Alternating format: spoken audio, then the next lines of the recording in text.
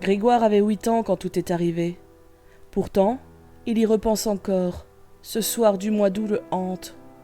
Sa compagne actuelle craint cette période, annonciatrice de stress, de peur et de détresse. Elle souffre avec lui, impuissante face à sa souffrance. Bien sûr, il a suivi des thérapies, nombreuses, mais tellement dérisoires. La douleur reste là malgré les traitements et les séances chez le psy. Dès qu'il ferme les yeux, il revoit sa journée du 21 août. Pourtant, tout avait tellement bien commencé.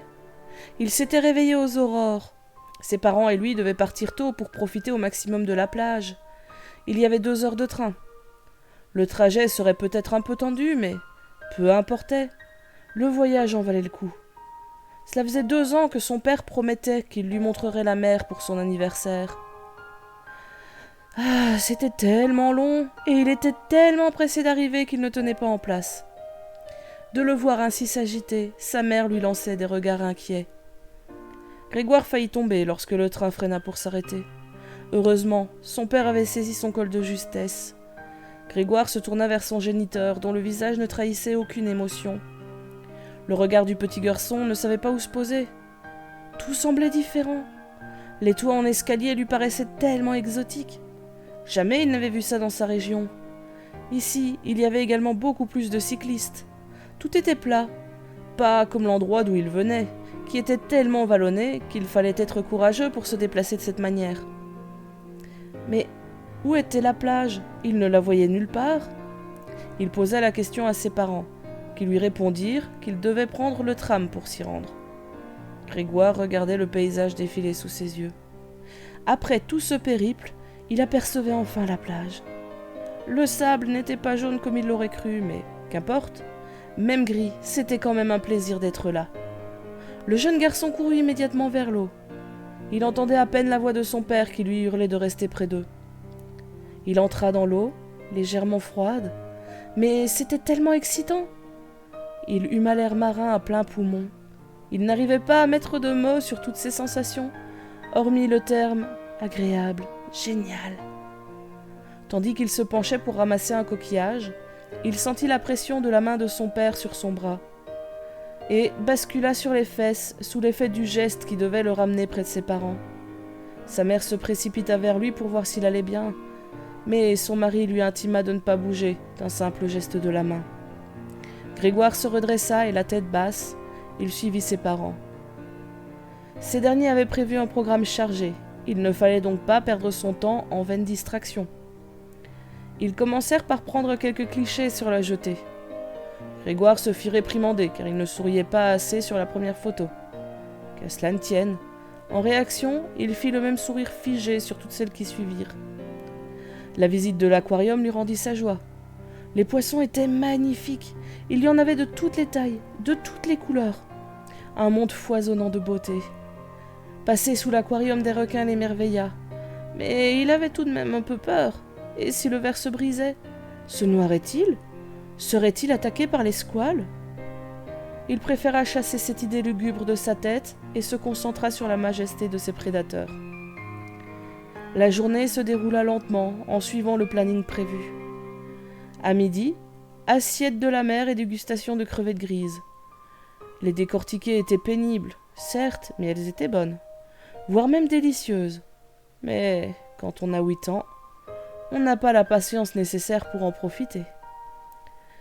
Grégoire eut finalement l'autorisation de profiter de la mer, de ramasser quelques coquillages et de courir sur les dunes. C'était plus compliqué qu'il ne s'y attendait. Le sable s'affaissait sous ses pieds. Le sommet était difficile à atteindre, mais il en était sûr. Ça lui laisserait de tellement bons souvenirs. Cette dernière partie de la journée passa à la vitesse de l'éclair, à tel point que Grégoire ne put retenir ses larmes lorsqu'il fallut rentrer, ce qui lui valut les foudres de son père, qui le traita d'ingrat et de jamais content. Le retour se passa dans un silence de mort. Une fois à la maison, Grégoire jeta ses affaires sur la patère du couloir et se précipita dans sa chambre. Sa mère esquissa un geste dans sa direction, mais se ravisa et se dirigea vers la cuisine pour préparer le souper. Le père, quant à lui, ôta ses chaussures et s'installa sans un mot devant la télévision pour regarder le JT. Une fois le repas prêt, la jeune femme appela son mari et son fils, qui ne tardèrent pas à s'installer à table. Sur la table trônaient des fruits de mer, du poisson et de la purée. Apparemment, le repas du soir serait aussi dans le thème maritime. Il n'en fallut pas plus à Grégoire pour protester. Ah non, Berk, encore des fruits de mer, mais j'aime pas Berk, c'est dégueulasse. En plus, j'aime vraiment pas, c'est trop Berk. Et en plus, ça sent la crotte de nez et le vomi. J'aime pas ça, je vais vomir. Le garçon eut à peine le temps de finir sa phrase qu'il sentit une violente douleur sur sa joue droite. Son père hurlait. « Sale gamin! T'es jamais content! Ingrat, on se saigne pour toi, on se plie en quatre pour toi, et t'arrives encore à te plaindre! Tu mériterais que je t'en foute une autre! » Sa mère s'interposa de justesse, tandis que la lourde main s'abattait de nouveau. Elle cria à son fils d'aller dans sa chambre. Il ne fallut pas le répéter. Grégoire grimpa les marches 4 à 4, aussi vite que ses petites jambes le lui permettaient. Il attendit, recroquevillé dans son lit. Des éclats de voix lui parvenaient, des insultes, des cris. Il était habitué et ce n'était pas la première fois. Il pensa que ça passerait comme à chaque fois. Une fois le silence revenu, il se hasarda hors de sa chambre. C'était trop calme. Il n'y avait pas les sanglots étouffés, les excuses vaines. Seulement le bruit de ses pas sur le plancher. Il se pencha pour observer la salle à manger. Son père l'empoigna par le col et le traîna dans la pièce en beuglant. « Regarde ce que tu m'as fait faire! Tout ça c'est ta faute! T'aurais jamais dû venir au monde !» Alors, seulement, il l'aperçut.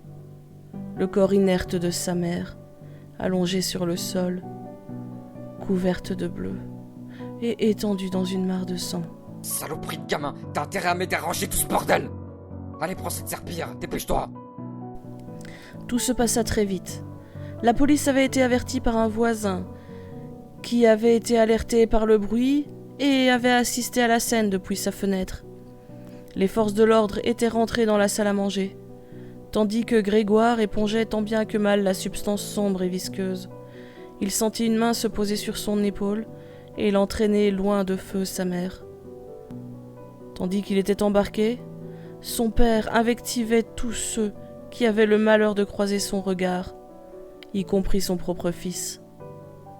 Grégoire fut d'abord placé en institution d'accueil d'urgence, puis dans un foyer pour jeunes en difficulté. S'ensuivit des années de soutien et de thérapie pour oublier le drame. Mais pas que. Grégoire se sentait coupable, même encore maintenant, même après toutes ces heures chez le psy.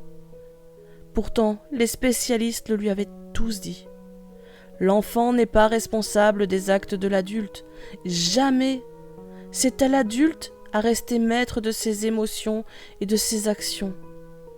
Pourtant, aujourd'hui 21 août, comme tous les ans, il se souvient de ce jour et pleure, rongé par le remords d'un acte horrible pour lequel il est innocent.